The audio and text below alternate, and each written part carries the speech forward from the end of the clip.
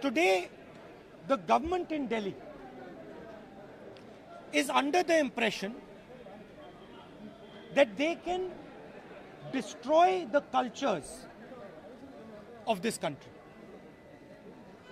They believe that they can suppress the emotions of the Tamil people. They believe they can crush the language of the Tamil people. They believe that they can suppress the spirit of the Tamil people.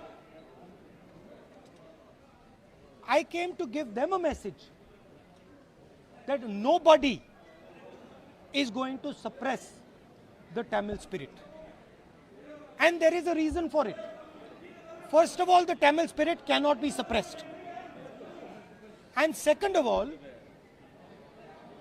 suppressing the Tamil spirit is the worst thing you can do for our country. Because the Tamil spirit, like many other cultures and traditions in this country, are the essence of our country.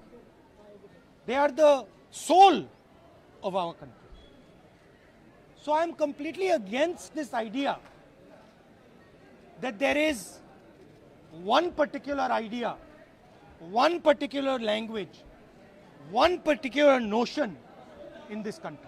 There are many, many different languages, many different ideas, and all these contribute to our strength.